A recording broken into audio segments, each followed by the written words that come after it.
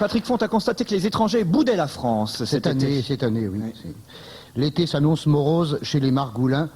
Les étrangers boudent la France. Pourquoi? Peut-être parce qu'ils ne trouvent plus ce dépaysement qui les fascinait autrefois.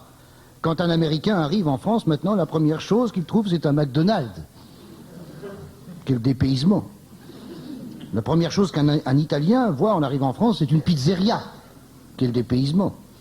Un Coréen entre dans un magasin de vêtements et trouve 40 fois plus cher l'article qu'il avait fabriqué chez lui pour un salaire de famine. Quel dépaysement. L'Espagnol arrive à Nîmes, il voit une corrida dans l'arène. Il n'y a que le Maghrébin qui se trouve dépaysé en venant chez nous et on le fout dehors. J'y comprends rien. Un Anglais arrive dans une librairie, la première chose qu'il voit, c'est la photo de la reine d'Angleterre et de Lady Di. Il parle d'un dépaysement. Il y a toujours les cartes de japonais, mais c'est parce qu'ils sont forcés. C'est inscrit dans le forfait vacances. Ils sont organisés. Ils sont obligés de passer par la Tour Eiffel. On peut passer à côté. Non, rien. La Tour Eiffel, mais ça fait 54 ans que j'y vais.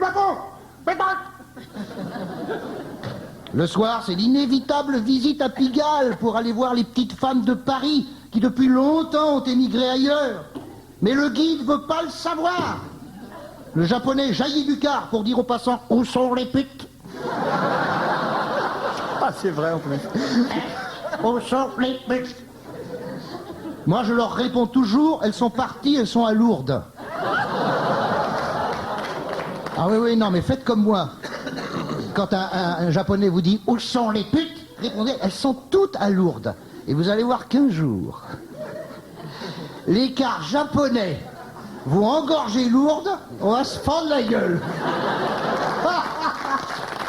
Alors, tu vois le mec sortant du car et s'adressant à un évêque. Où sont les putes? Car rien ne distingue plus un évêque dans la rue. Maintenant, ils sont tous habillés en hommes. Enfin, ils ont l'habitude du travesti, hein. Les Suédoises viennent de moins en moins sur nos plages car le maître nageur français n'est plus ce qu'il était. Jadis, on le voyait déambuler sur la plage avec le paquet de Stuyvesant et le peigne qui dépassait du slip. Maintenant, il y a toujours le paquet, mais ça dépasse pas. C'était d'un érotisme torride, hein, c'était... Hein, en tout cas, moi, ça me... Mais le macho musclé sexy a tendance à déserter les plages et je ne peux pas être partout.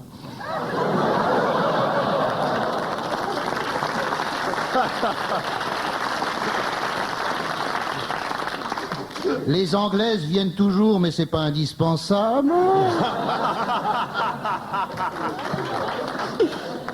Les Allemands viennent toujours. Ça, on voit beaucoup la lettre D sur les voitures. Mais les Allemands viennent toujours parce que la vie est moins chère pour eux en France. Mais, ils n'arrivent toujours pas à comprendre pourquoi, lorsqu'ils donnent un billet de 100 francs pour acheter un savon à 15 francs, on leur rend 3 francs 70. Alors, ils savent que c'est moins cher en France, mais ils s'en aperçoivent pas, je veux dire concrètement, car ce sont de grands romantiques. C'est que, pendant les vacances, certains commerçants auraient tendance à perdre leur notion d'arithmétique. Mais c'est dû au surmenage, parce que c'est vrai, quand on rend la monnaie toute la journée, hein, il arrive un moment où on n'a plus la force. Alors on arrondit au chiffre supérieur. Par exemple, une glace vaudra 8 francs, elle pourra être arrondie à 13 francs 20. Si on ajoute le verre d'eau gratuit, ça monte à 15 francs. C'est peut-être un peu tout ça qui décourage l'étranger, non? Seuls les Belges restent fidèles, car ils emportent à bouffer pour 3 semaines dans leur glacière.